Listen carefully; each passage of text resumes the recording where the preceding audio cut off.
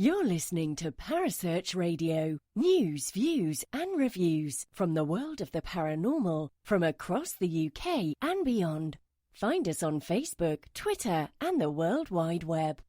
The views and opinions expressed by presenters and guests are their own and do not necessarily reflect the official policy or position of Parasearch Radio or their affiliates and sponsors. Listener discretion is advised. Good evening, ladies and gentlemen.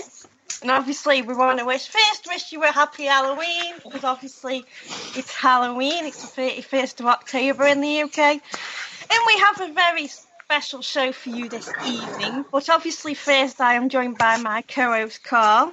Happy Halloween, Sam. I hope you're having a spooky old time. Well, you know, got trick-or-treaters keep knocking on the door, but, you know. Yeah, I've put a sign, don't knock, so they don't normally knock. They don't normally bother me anyway. My neighbours think I'm weird. So I bet you've really gotten there any kids on your estate then? No, yeah, we have kids, and they're the properties that have other children have got all their like pumpkins outside and skeletons and ghosts and goblins outside, but they obviously know a couple of years since I've moved in, so I don't get really knocked up. They only really go to the other houses that have kids in there, so I'm pretty free. So.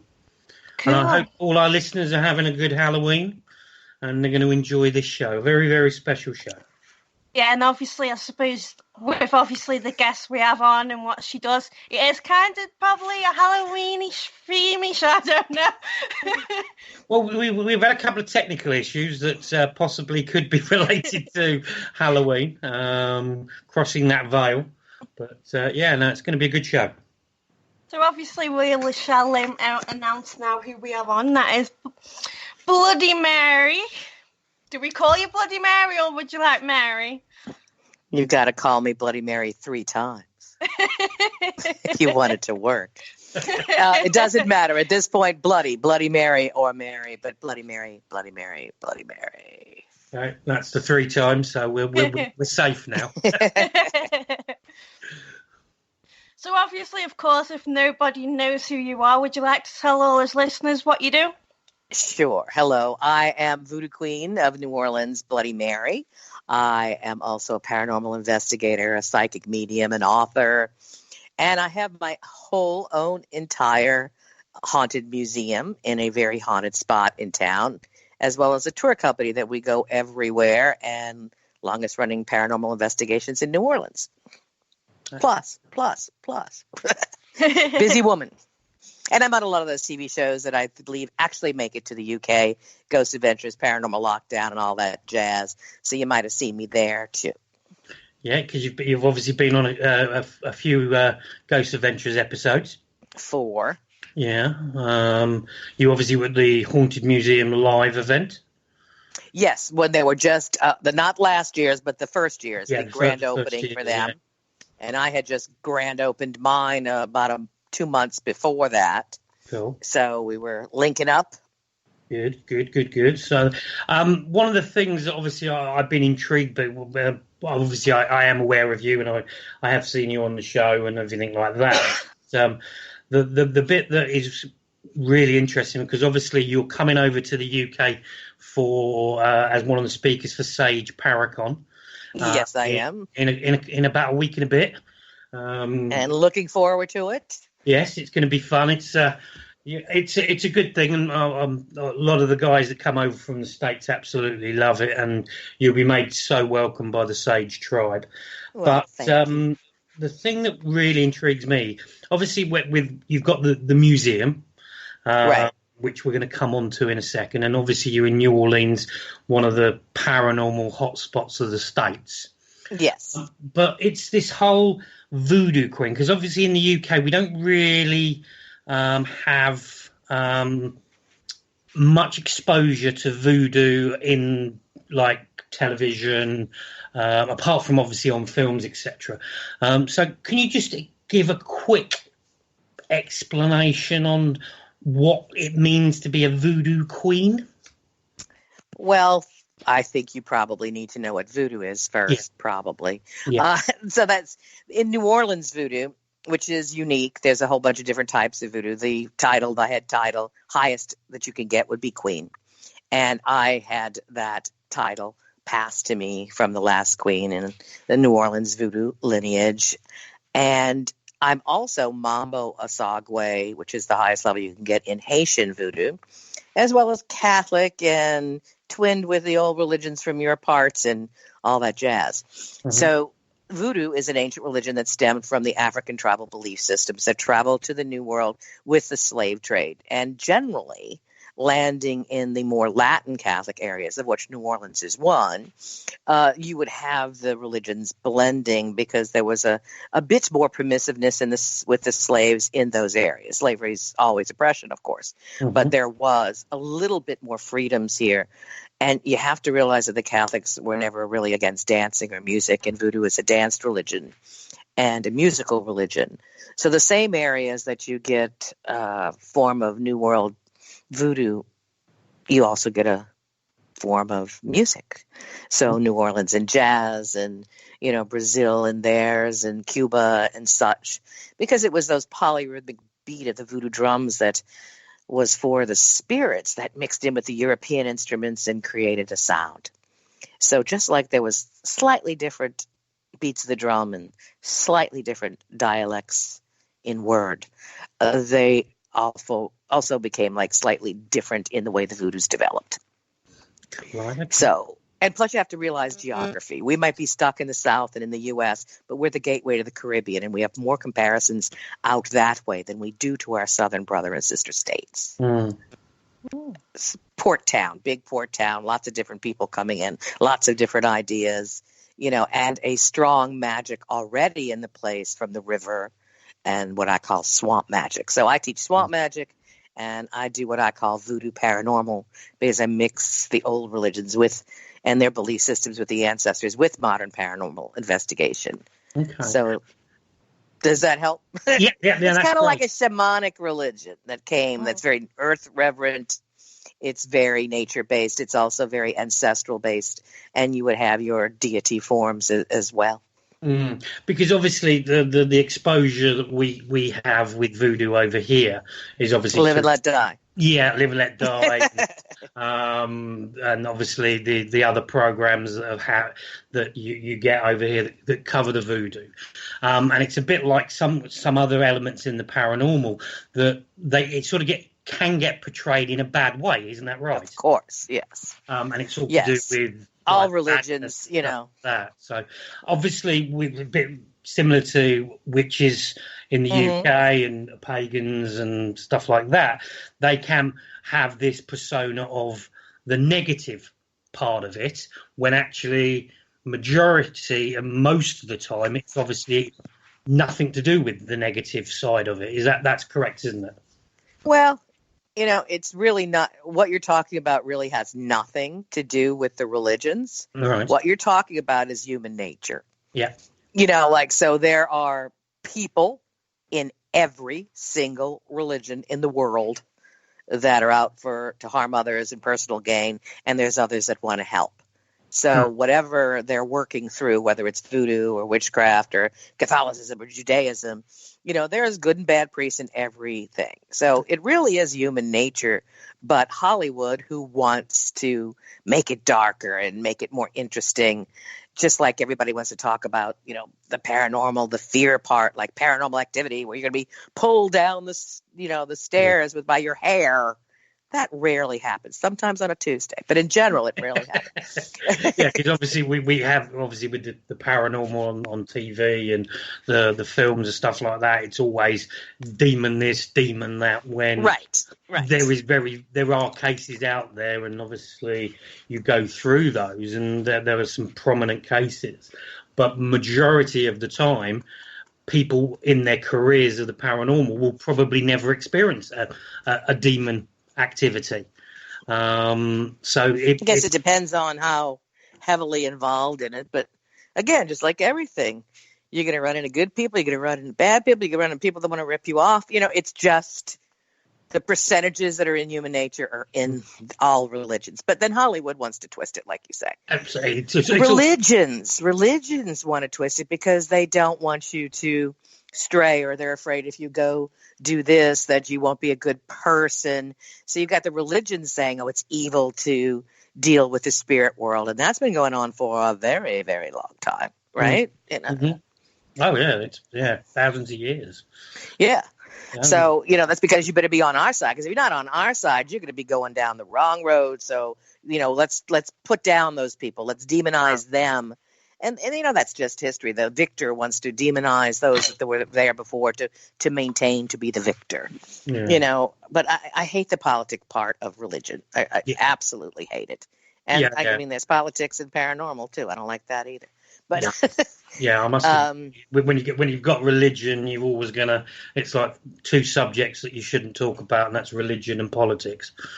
But then within paranormal, you've got some people who are still very afraid of contacting the spirits in tried and true ways throughout the ages, and they think it's safe only because they're hiding behind their gadgets. You're still contacting the spirits, however you want to call it, however you want to hide behind, because I think they think that if they're using the gadgets, they're not dabbling in the spirit world, but of course you are.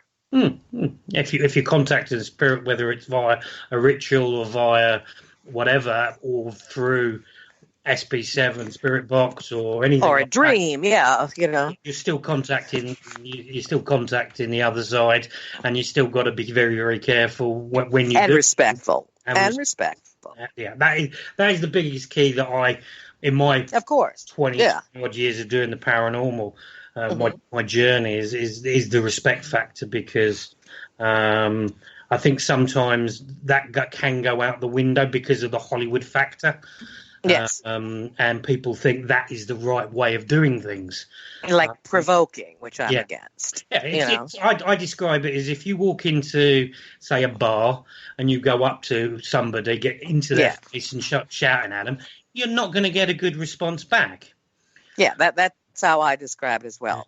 Yeah. Except, they can't say the person's evil because they told you to F off, I knock softly at the door while people are having dinner.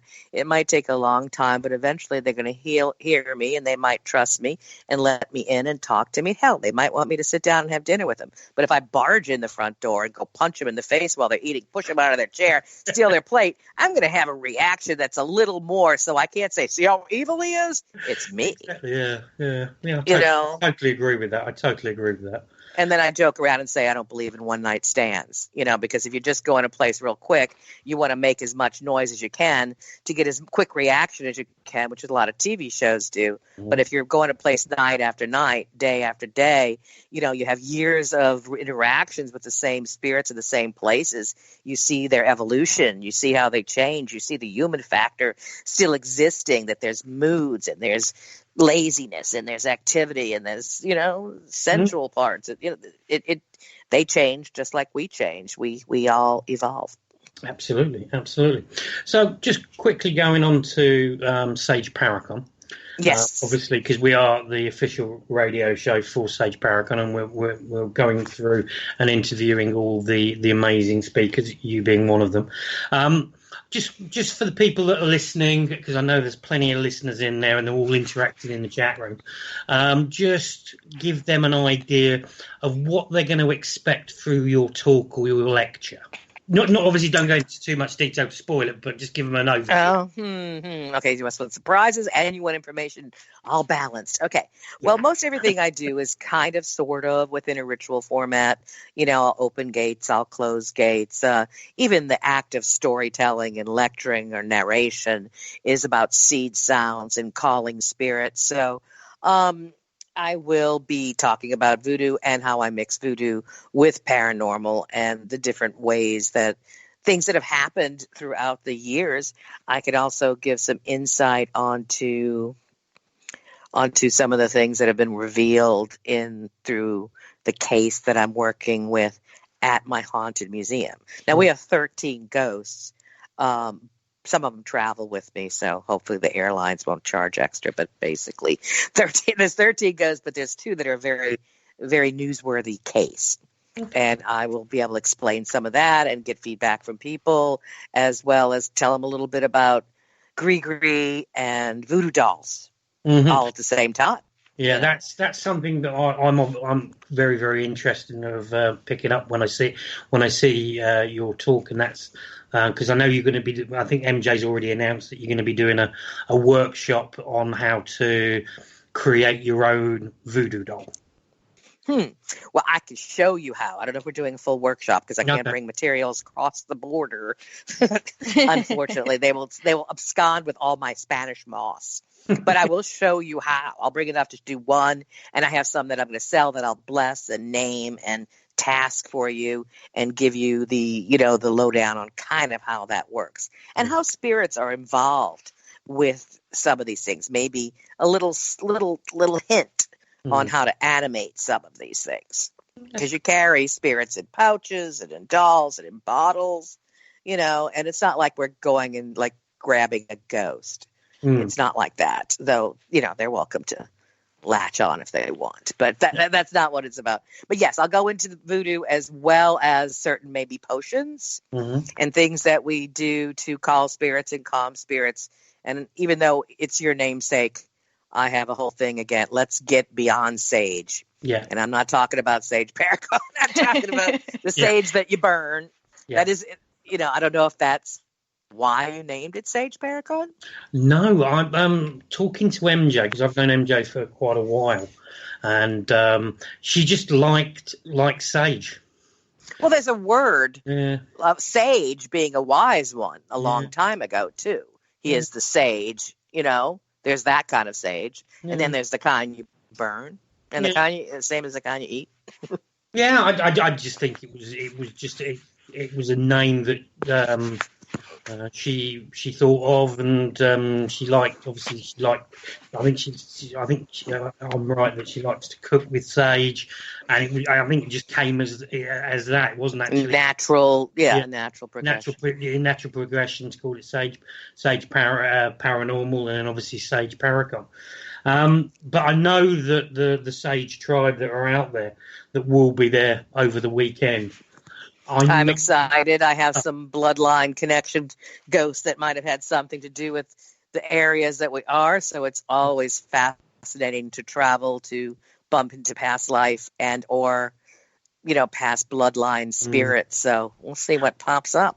Yeah, you're gonna love the hotel where the convention is. Yes, that's what we're talking about. Yeah, and I could also show you guys how to make little ancestral altars, areas to strengthen ancestors, a different way than maybe most paranormal investigators do it. I could also take some of the fear out of running into voodoo icons and such like that, and what to do about them. And there's all kind of things we could go to, and I let the people guide me. If they have a question, if everybody has a similar question, I can turn on a dime, easily, and continue to go on different avenues of interest to the people that are there. Yeah, and I know they're going to enjoy it because I know the Sage tribe and I know what they're like. And when it comes to particularly like voodoo, paganism, and everything like that, the older sciences, as I call it, and the older ways of doing stuff. They're so into that because it's the questions that they've asked previous to other speakers over the years. So I think you're going to have a full house when you do your thing. I had one person. I don't know if everybody sees the answers online. I had one person ask me about costumes. Mm-hmm. Because they're having the voodoo ball. Like, what else could they do? Everybody knows the guy with the top hat and the cigar. Yeah. But there are so many, so many different loas or spirits or voodoos in voodoo, that you could come as. So I gave a bunch of them ideas. I don't know if everybody saw it. I mean, there's like La Serene, the mermaid, and there's Ogun, who is the, he's like the soldier and the diplomat. And I mean, there's so many different ones. Agwe, who's like the Poseidon. And, of course, the Barons with their top hat and his wife, Bridget. Yeah, because I know that talking to quite a few people, there's so many people doing different things, and Good. and all out from, because obviously we the people that attend are literally from all over the world. There'll be people from America coming, not just the speakers, but obviously they'll be coming from America. They're coming from Europe. They're literally coming from all over. And I know there's groups that have been set up on social media asking about ideas for the costumes and stuff like that. So any advice that you've got for the listeners now, if you want to just quickly run through some ideas that people that are struggling that they don't want to go as the typical top hat and the cigar. Right. I mean, that's fine. There's nothing wrong with that. The Barons would love that. The colors of the dead are black and purple with occasional pop of white. So Mama Bridget is like the bride, mother of the bones, and father of the bones. So that's the top hat tails coats. There's a spider version of Gede, which is kind of interesting too. I don't exactly know how to tell you to make the costume, but think of the spider, Loa Zaranier. I like him. So there's a spider of the dead. There's a variety of so many different barons, but the main is he and his wife, the Baron and the Baroness. So couples can do that, of course. In La Serene, the mermaid is married to. You could have a whole bunch the Poseidon of the sea. So you've got like La Serene, the mermaid, and her husband there, and then there's La Baleine, the whale. Gasu, who is the royal leopard ancestor. So that one, he's kind of cool. I like him. I have a big altar dedicated to him for this season. So we've got Agasu, who was like the first ancestor. And then there's Zuli, the goddess of love, and she's all pink and pretty and hearts and girly girl. But then she's got like a harsher sister, a little bit of scar on her face, a single mother type, or Zuli Dantour. So a lot of women might want to go in that angle. Then you've got Ogu. He is the blacksmith Loa, who's also that diplomat or that soldier I was talking about earlier, and he likes the machete. So there's a lot of different ways that you can go, but I would suggest reading up on the Loas or whatever and seeing which one calls to you, because once they do, you might even get a dream, and he might tell you what to wear or what not to wear. Absolutely. And there's veves. The veves are the symbol signatures for the spirits. You might want to draw that on your person or on your clothing to become that, or even on your face if you're so inclined. And then there's characters like Marie Laveau, people in history that were very well-known voodoo queens. There's that way as well. Yeah, because I know that talking to people, I know I've seen some of the groups that people with. I think there's going to be some amazing outfits. And when I was looking at what I was going to wear, I was instantly drawn, as you said a moment ago. I was interested because it's colours with me, and it was the purple and the white for me. Okay. Yeah, white is still considered a mourning color. Purple and black are the more commonly seen, but the white is still absolutely perfect. Yeah. So if you want to go that way, if you want to go as a couple with Agwe and La Serene, the mermaid, and her husband there, that's also a different way that you can do it. Cool. So mermaids are always cool costumes. Yeah. And they're spirits. I mean, I don't know what you believe about spirits if you put them in the same category, but we have like a mermaid of the river here who's like a mother goddess. And even though it's a supernatural race as opposed to the spirit of a dead person, I will kind of lump that all in these cryptids and such. So, if you're liking the cryptids and if you're liking the loup-garou, the werewolf, he has a place in voodoo as well, the loup-garou. So you could go that way. Cool. I love the loup-garou. That's really. I think that'll help a lot of people, particularly anybody that's listening has been stumped what they've been thinking about, what they're going to. And of course, there's zombies. You know. Yeah. Can't forget to say that. I can guarantee there'll be a couple of zombies. I'm pretty there's sure a couple of dead people wandering around. You know. I'm pretty sure there'll be zombies and dead people. People have basically just rehashed their costumes from the previous years and spiced it up a little bit. So I'm pretty sure there'll be some zombies and dead people wandering around. Yeah, well, you know, it's always good to decorate with a few. The La Morte would be the correct words for that. La Morte. So La Morte are recognized as one's own family and ancestors. And so, you know, to have an entourage behind you of dead people would be the way that it's looked at and believed in voodoo. That's interesting. Well, you have your ancestors that came before. And to throw a whole loop in the conversation for you, it's very important to acknowledge the ancestors not yet born. Right. Because their spirits are there too. And how would you go about doing that? I don't know, dead babies. Okay. Not unborn babies, excuse me, not dead babies, unborn. Okay. Yeah. So the ones not yet born that are still ahead are still already kind of almost predetermined, so they are known to be there and pull you forward a little bit.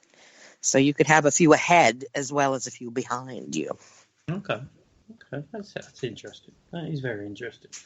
I've had several cases of hauntings that turned out to be the unborn, the woman in the house is not knowing that they were pregnant and it being their own children, pre-haunting them. Wow. That's the first time in 20 years of doing this that I've actually heard of pre-born hauntings. Oh, I work tons with babies and unborns and ones that, you know, were almost born, let's say, to a family or a person that are still with that person. I work, I guess, with a lot with, you know, women and healing women because I do a lot of psychic healing as well. And my current goal, I suppose, is to work with women and children dead or alive. Not yet born, so especially some people that may have been abused a little bit. So yeah, you got to release those spirits, embrace them as your family, whether they made it to the flesh or not. The ones that are coming. It also helps with fertility for people that are stuck. They can't seem to get there. I have them work with the spirit as opposed to just with drugs that you know, fertility drugs. So yeah, that all plays into it. Wow, it sounds like with your assistant, your advice now, I think that there's going to be quite a few people that are going to have new thoughts and new ideas on what they're going to be coming to the Voodoo Bash, the party in the bayou, I think it's billed as.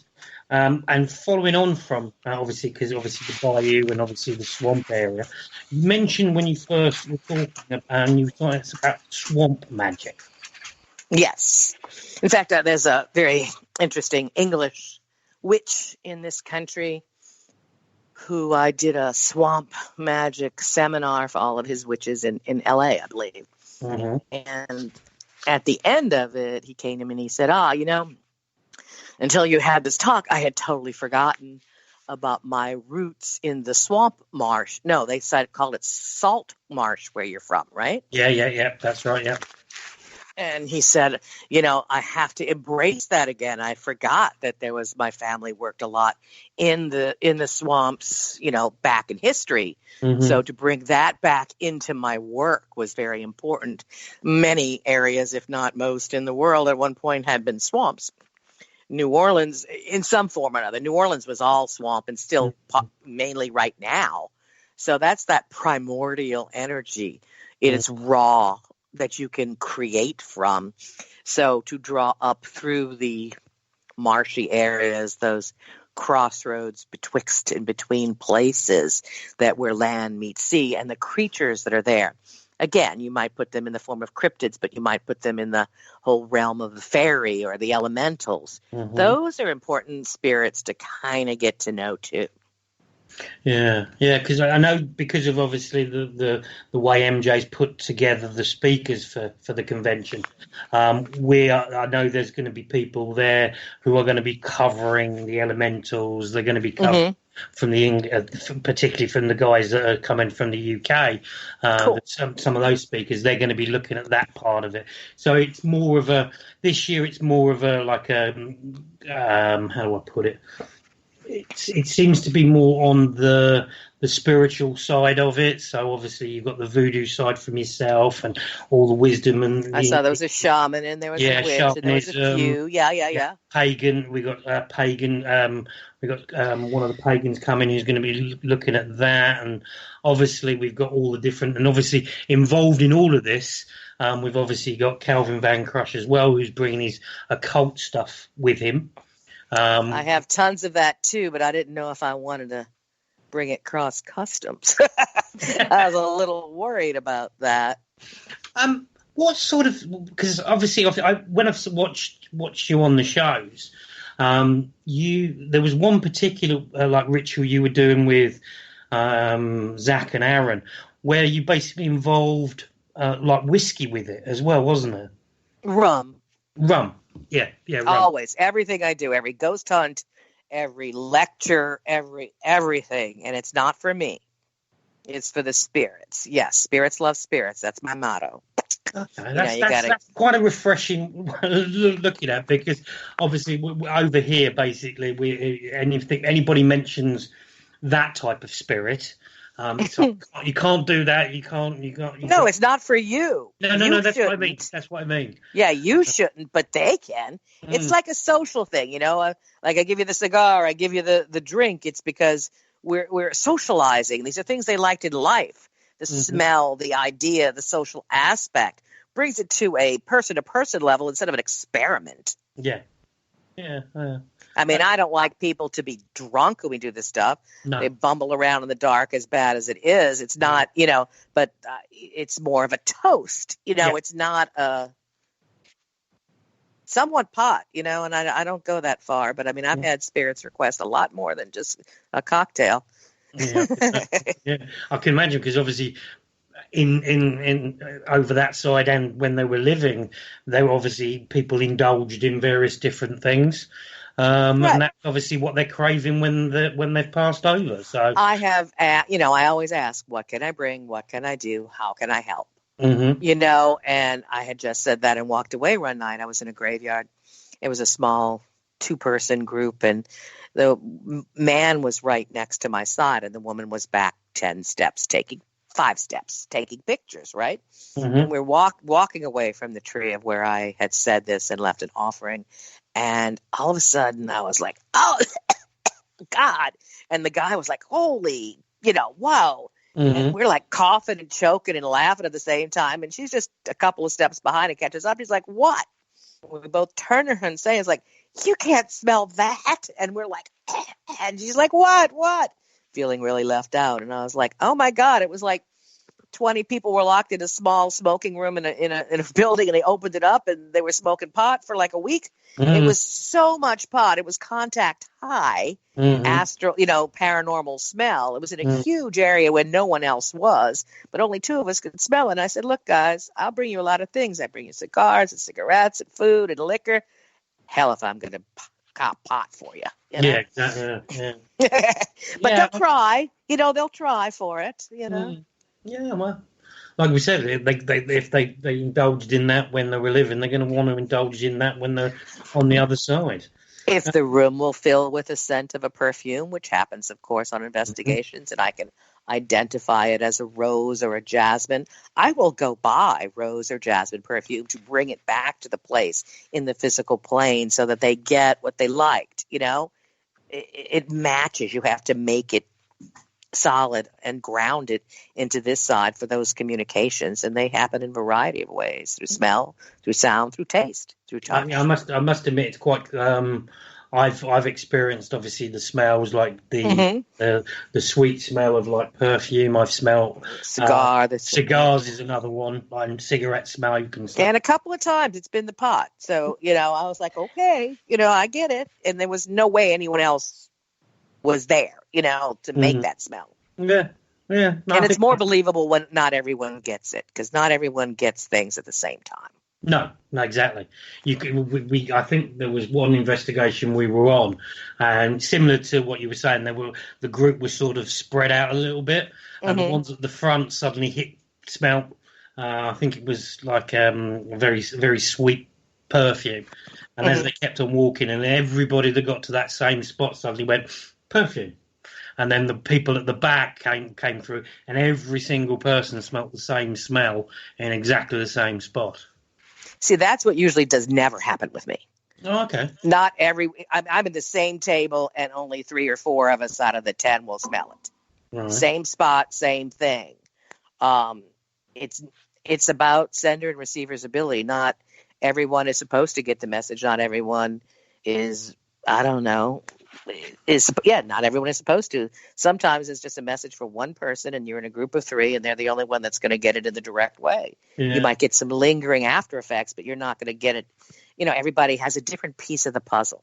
Yeah. And You find that because you are in tuned and you're like a beacon to these guys, that if you're walking through, say, like you said, you're walking through a graveyard, they'll basically start following you because they want to interact with you more, and they won't stay where they were. Does that sometimes? Yeah. But sometimes they're sick of me, and they might want to follow one of the people that I'm with. So if I'm coming with a group of 2 or a group of 20, and I could come in consecutively, just leave a place in 20 minutes and come back with something else in 20 minutes, and there was nothing going on before, but because of one person or whatever their differences are in that group, all of a sudden there's more activity. So it could be for me, but I say it's because, one person looks like someone they knew in life. Yeah. Maybe they're bloodline connected, because I have been taught and teach now that the spirits don't see you like we look in the mirror. They see you for your entire bloodline that you're carrying. They can see your mistakes, your problems. They can see what you do as a career, what your ailments are. They see you in a much different way than we see each other. So they could also see you for your past lives. And so there's a reason. It could be very deep and sincere, and it could be very silly, because I had a couple of them that just really liked tattoos. And whenever I had somebody with a full sleeve of tattoos, that person was going to be groped and grabbed by invisible hands. It could be very like that, or low-cut shirts. And whatever. It could be little reasons or really big, significant reasons. I completely and utterly understand where that comes from. I'm pretty sure that the people out there listening will understand that and have their own personal experiences with exactly that. I just want to go back to the thing, which is also very, very fascinating with me, because I was literally, obviously, myself and Sam, we were at Zach's Haunted Museum a week ago. We only got back from Vegas like last week, so we went a couple of times to Zach's Haunted Museum. Do you want to tell the listeners about your amazing museum as well? Well, it's polar opposite of Zach's. Zach just has so much stuff. Yeah. It was almost too much stuff to really isolate what was going on. It was like so much. And it's about all the different things that he's collected from a bunch of different people and places. Mine is more, I guess, about the spirits themselves. Though I have haunted artifacts, I have 1, 2, 3, 4, 5, 6, 7 or 8 voodoo altars in there. I have ghost photo gallery. I have a Victorian seance parlor where we do actual seances weekly to groups, but also privately. And I have old school and new school paranormal investigation things in there. So like I have the very first 3 Frank's boxes ever made that are on display. That comes from the Chris Moon collection. Then I have, of course, modern paranormal stuff that we use we do ghost hunts nightly. But in the seance room, I have a horn, a spiritualist horn that was used for close to 100 years in seances. I have a haunted Ouija board and a haunted mirror from the Octagon houses where many famous politicians had done seances for over 100 years, including, I think, Houdini, who had went to a couple of them, and Lincoln and things. So that mirror brings in a lot. So that I've used the voodoo like herbs, so I might burn to call in spirits. I'll open the gates, play the drums. So all that's there. The voodoo elements are there. The voodoo history is there. Feeding the altars is there. We open the gates and show you how to do it. And then the equipment that we use both historically and presently. Plus, I have like pictures of all the people from the spiritualist movement on the wall, as well as I had America's first ghost photo gallery and little haunted museum in 1999. Wow. It closed at Katrina. Then I was a pop-up museum that I traveled to, different parties or paranormal things with until 3 years ago when I landed at this location, which is haunted in itself. Mm-hmm. However, total, I've been doing this for 25 years. And in the middle, I also had things in my own haunted home, which was on one of the Ghost Adventures shows too. Mm-hmm. Yeah, I remember. So a lot of the stuff that was in my home is now in the museum. Okay. My altars are still here. So I've got a couple of skulls. And you know what I've really got that's great is I've got personal artifacts that belong to Voodoo Queen Marie Laveau. Wow. And an entire voodoo doctor's kit from the turn of the 19th to the 20th century. These are very active and alive haunted possessions, if you will. So if I would use a ritual dagger that Marie Laveau used, I get extra power by tapping into every ritual that she did. Mm-hmm. So I've got the ceremonial knife, I've got her personal gun, and I've got her Evil Away cross, which I was thinking about bringing with me. Maybe to Paracon, so I'd have one item like that. Mm. And I have her bezoars that she used, that I used to pull healing through. So yes, I have a lot of haunted ingredients and displays that are there, but they're all pertaining to voodoo, hoodoo, New Orleans, the spirits, brick from the house that was torn down after Katrina, a nail from the haunted attic of Madame LaLaurie that caused a possession for 4 different people that I had to do different exorcisms through. I've got that kind of stuff too.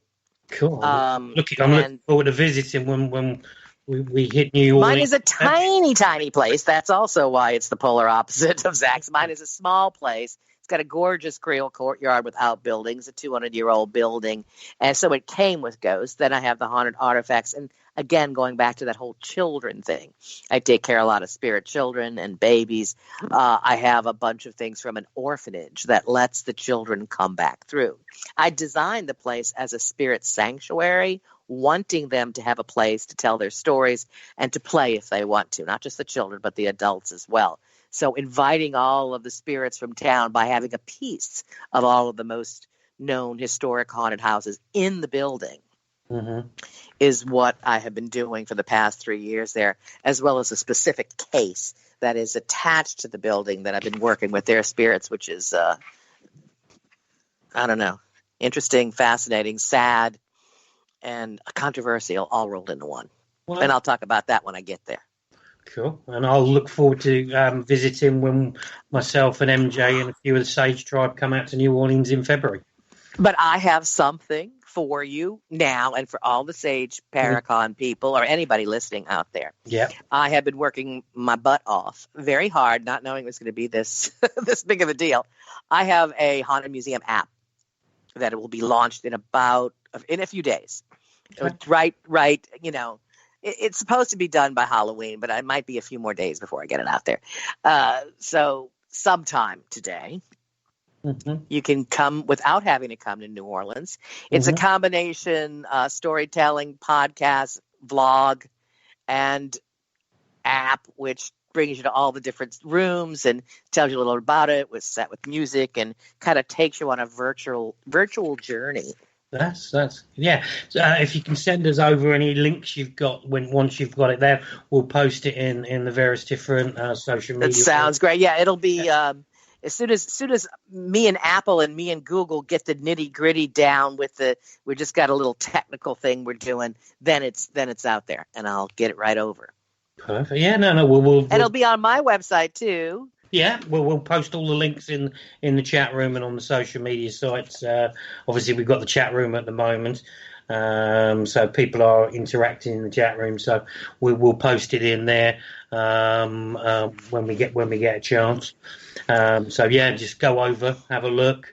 And that app sounds really, really interesting because obviously for people that aren't able to get over to New Orleans, they can experience, as you say, the different. And then when they do, they can take the money they pay for the app and take it off the tour, so you won't lose anything. Mm-hmm. And, I don't think everybody's going to sit there and read everything that I wrote. It ended up becoming an entire other book, but kind of interactive, Yeah.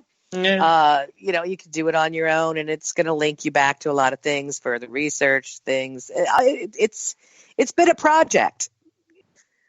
It's been an interesting project. Oh, I'm sure that the Sage Tribe will love that. We'll post it on the Sage pages as well. So we'll get that interacting for you. So I'm sure there'll be people out there that will be very, very keen on getting hold of that.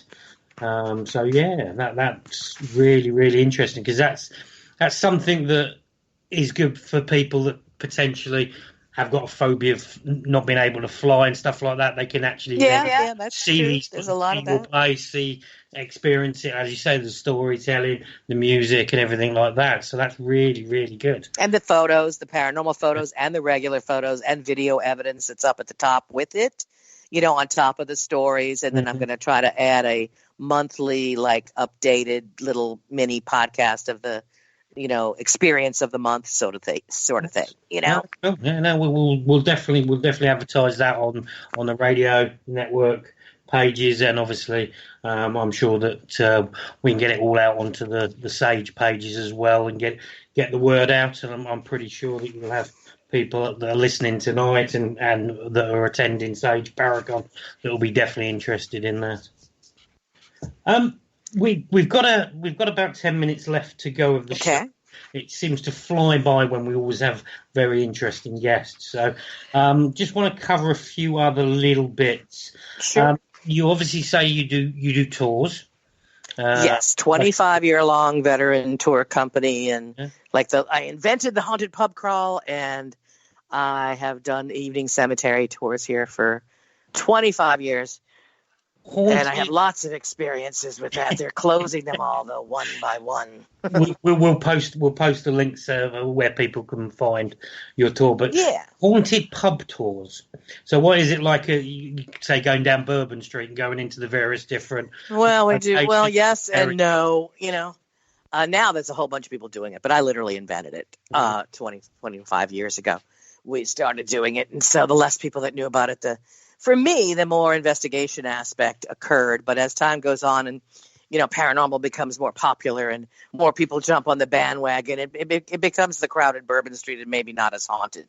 Fortunately, I did it long enough that I had relationships with the spirits built in after, decades with them. Yeah. So we could still connect with the spirits, and I have great experiences to share about that. But yes, there are haunted pubs because most of the buildings, hopefully off Bourbon as well, they have their own history, and it stays in the clubs. And part of the history here was the bars. Yeah, some of the bars were old houses or old taverns too. Mm-hmm. So you get all their energy in there. New Orleans, I don't know. New Orleans has just changed a lot since Katrina. Yeah. Not necessarily in a better way. It's crowded, and a lot of people that are here aren't from here anymore. So the culture is watering down. Yeah. And that's why I thought one of my jobs was to keep it alive and preserve it through the museum and through the books, the stories, the apps, and all that stuff. But I think that's what we need to do in life in general, is because there's so many elements in life, both over here and over where you are, which basically see that people aren't doing anymore. And if people don't express the stories or tell the stories, it will die out. And we're at half new population since Katrina. Yeah. That's a lot to water down a place, Yeah. It's changing. So, and we had. This is an interesting thing to talk about, and I'll talk about it more there. We have way less ghosts than we did before Katrina. And it took a long time for people to come back and it took a long time for the spirits to come back. We're catching up now, but it was a hard journey, and we were a ghost town of a different variety. Yeah. And this was a horrible time, but a fascinating study as well. Just the opposite of what your logic might have thought when you were going to come back into a place after a disaster. Just the opposite of that was going on. And there's some issues that are current politically in the world right now, which are actually being awoken in the spirit world that I'm noticing too.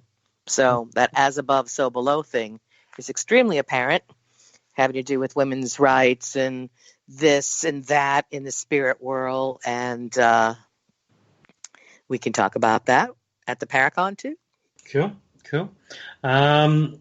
What else was it? So we get done the tours.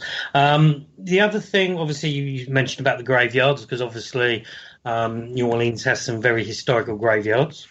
Yes, and I have family in probably all of them. Okay. I have 300 years of bloodline here. So you are well and truly New Orleans homegrown. Yes, down to it. And it was them, by the way, that woke me up throughout my life, throughout the night. They were the ones that intruded on me. Mm-hmm. Way before I start going looking for them, When did you have things kept happening. When did you have your first experience? Oh, little girl. Yeah. Little girl. And probably even earlier than that, but the ones I remember, different spirit friends and this and that. I just really thought it was what everybody did, It seemed innocent, and it got a little less innocent around adolescence. But before that, it all seemed pretty spiritual and and innocent. Mm-hmm. But I always just believed in it.